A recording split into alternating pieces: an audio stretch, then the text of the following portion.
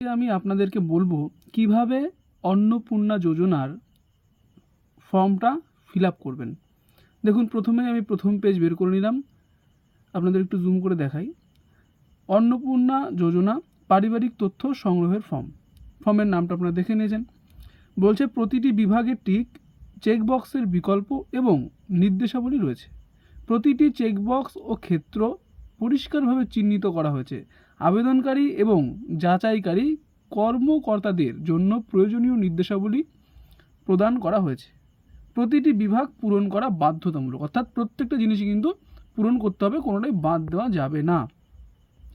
দেখুন, এইবার প্রথমে কি রয়েছে, পারিবারিক পরিচয়, অর্থাৎ পরিবারের কিন্তু একটা পরিচয় দিতে হবে। প্রথম পেজ এটা। প্রথমে 1 নম্বরে রয়েছে পরিবারের প্রধানের নাম। পরিবারের প্রধানের নাম আপনারা লিখলেন এখানে আধার কার্ড অনুযায়ী, অর্থাৎ তার আধার কার্ডে যে নাম রয়েছে সেই অনুযায়ী কিন্তু আধার কার্ডের নামটা দিতে হবে। জন্ম তারিখ, তার জন্ম তারিখ, প্রথমে দিন, তারপর মাস, তারপর বছর, এভাবে লিখবেন।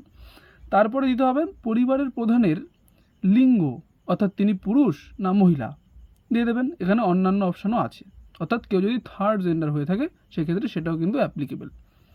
পরিবারের প্রধানের আধার নাম্বার, আপনাদের পরিবারের যে প্রধান তার আধার নাম্বার এখানে কিন্তু দিতে হবে। তারপরে বলছে 5 নম্বরে ডিজিটাল রেশন কার্ডের পারিবারিক আইডি।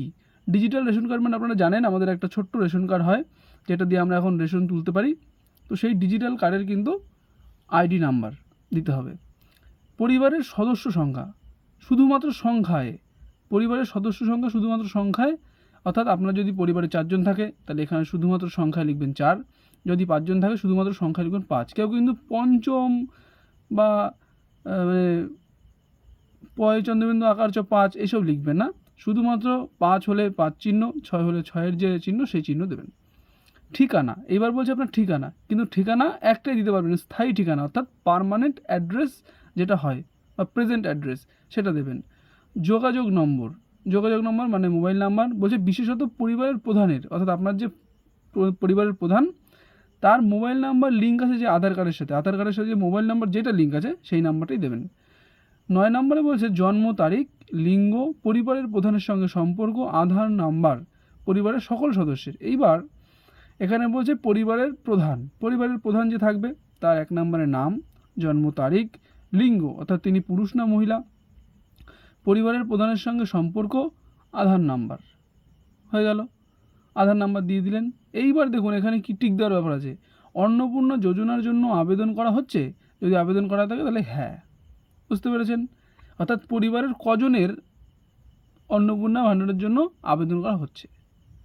এমনও আছে একটা পরিবারে 2 জন মহিলা, মনে করুন বৌমা শাশুড়ি, তাহলে একই পরিবারের, তাহলে বৌমার যখন এই সদস্যের জায়গায় নাম লিখবেন তাহলে বৌমার ওই টিকে হ্যাঁ, যদি তারপরে আবার শাশুড়ির নাম লেখা থাকে তাহলে শাশুড়ির টিকের পাশে হ্যাঁ।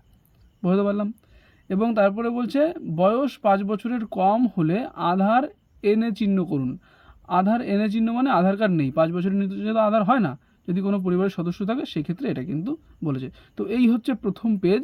এরকম ধীরে ধীরে প্রত্যেকটা পেজে কী কী লিখতে হবে, কীভাবে ফর্ম ফিল আপ করতে হবে সবটাই আপনারা জানতে পারবেন। কিন্তু তার আগে বলে রাখি, আপনারা যদি এই চ্যানেলে নতুন হয়ে থাকেন চ্যানেলটি সাবস্ক্রাইব করে দেবেন। আর এই ধরনের বিভিন্ন অনলাইন ফর্ম ফিল আপ যেগুলো আপনাদের জন্য সরকার প্রকাশ করবে তা নিয়ে আমি কিন্তু এই ভিডিওগুলো করে থাকি। তো আপনারা যদি এইরকম বিভিন্ন ধরনের নোটিশগুলো জানতে পারেন বা জানতে চান তাহলে কিন্তু সাবস্ক্রাইব করে আমাদের পাশে থাকতে পারেন। তো এর পরের ভিডিওতে আমরা দেখাবো যে 2 নম্বর ফর্ম মানে 2 নম্বর পেজে, ফর্মের 2 নম্বর পেজে কীভাবে ফর্মটা ফিল আপ করতে হবে। আমি আপাতত দেখিয়ে রাখি 2 নম্বর ফর্মটা। এই দেখুন, এই হচ্ছে 2 নম্বর ফর্ম। তো পরের ভিডিওতে আমি এই 2 নম্বর ফর্ম নিয়ে আলোচনা করব।